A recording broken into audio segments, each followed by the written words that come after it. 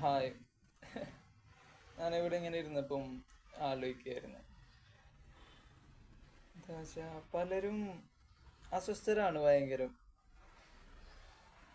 അതിപ്പോ പല കാര്യങ്ങളിൽ ആവാം. യാ അതിലൊരു മെയിൻ കാരണം എന്താണെന്ന് വെച്ചാൽ ഈ നിമിഷത്തിലുള്ള കാര്യങ്ങൾ നമ്മൾ പലപ്പോഴും വെറുക്കുകയും ഫ്യൂച്ചറിനെ പറ്റി ആലോചിച്ചിരിക്കുകയാണ്. എനിക്കതില്ലല്ലോ, ഇതില്ലല്ലോ, ഞാനത് ചെയ്യണം, ഇത് ചെയ്യണം, ഇത് വാങ്ങിക്കണം. അങ്ങനെ കുറെ ചിന്തകളാണ് വെറുതെ ഇരിക്കുമ്പോഴാണ് പലപ്പോഴും ഉണ്ടാവുന്നത്. Yeah. അപ്പം ആ ചിന്തകൾ ഇങ്ങനെ മനസ്സിൽ വരുമ്പോൾ നമ്മൾ ഈ നിമിഷം ജീവിക്കാൻ മറക്കും. നമ്മളിപ്പോഴുള്ള ഈ സ്റ്റേറ്റ് എന്ന് പറഞ്ഞാൽ നമുക്ക് ഭയങ്കര ബുദ്ധിമുട്ടായി തോന്നും. കാരണം നമ്മുടെ മൈൻഡിൽ ഈ കാര്യങ്ങളൊക്കെ വേറെ രീതിയിലാണ് വർക്ക് ചെയ്യുന്നത്. അതായത് എനിക്ക് അങ്ങനെ ചെയ്യാൻ പറ്റുന്നില്ല, അപ്പൊ ഞാനിപ്പോ സാഡാണ്, അല്ലെങ്കിൽ ഞാനിപ്പം ദുഃഖത്തിലാണ്, മാനസികാവസ്ഥ ശരിയല്ല എന്നൊക്കെ ചിന്തിക്കും. പക്ഷെ എന്തുകൊണ്ട് നമുക്ക് ഇങ്ങനെ ചിന്തിക്കാൻ പാടില്ല? അതായത് ഈ നിമിഷം ഉണ്ട്, ഇത് സുന്ദരമാണ്, അടിപൊളിയാണ്. അപ്പം ഈ നിമിഷം എൻജോയ് ചെയ്യാം.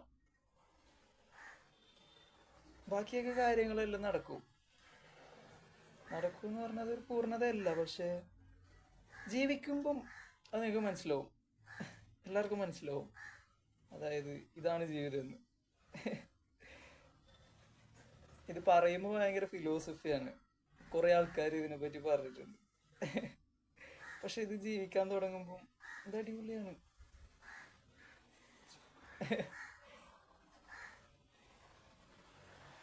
അല്ലേ? സത്യത്തിലാണ്. Live in the moment, be here now എന്നൊക്കെ പറയില്ലേ, അതുപോലെ ഇതാണ് ജീവിതം. ഇതാണ് നിങ്ങളുടെ കയ്യിലുള്ളതാണ് ജീവിതം, അല്ലെ എൻ്റെ കയ്യിലുള്ളതാണ് ജീവിതം. അത് ജീവിക്കുക. നമ്മൾ കുറെ ആഗ്രഹങ്ങൾ വരുമ്പോഴാണ് എല്ലാം എന്താ പറയാ സ്കെറിങ് ബേഴ്സ്.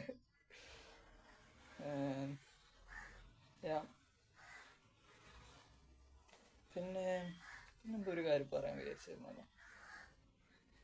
അതെ, ഈ ആഗ്രഹങ്ങളൊക്കെ ചിന്തിച്ച് ആ, ഇത് ഇനി ഇത് കിട്ടിക്കഴിഞ്ഞാൽ സന്തോഷമാവുമെന്ന് വിചാരിച്ച് ഓരോ കാര്യങ്ങളും ചെയ്യാൻ തുടങ്ങും. അപ്പൊ അത് കിട്ടിക്കഴിഞ്ഞ് നിങ്ങൾ എത്ര നാൾ സന്തോഷമായിരിക്കും എന്നാണ് അടുത്ത ക്വസ്റ്റ്യൻ വരുന്നത്. നിങ്ങളുടെ മുന്നേത്തെ ഒരു ആഗ്രഹം എടുക്കുക. എന്തെങ്കിലുമൊക്കെ ആഗ്രഹം ഉണ്ടാവില്ല ആർക്കെങ്കിലും. അത് വെച്ചത് അത് അച്ചീവ് ചെയ്തപ്പം എത്ര നാളത് നമ്മളെ ഹാപ്പി ആക്കി ഇരുത്തി. അങ്ങനെ ഒന്ന് ചിന്തിച്ചു നോക്ക്. അതിനുവേണ്ടി നമ്മൾ കഷ്ടപ്പെട്ട സമയങ്ങളും പാഴാക്കിയ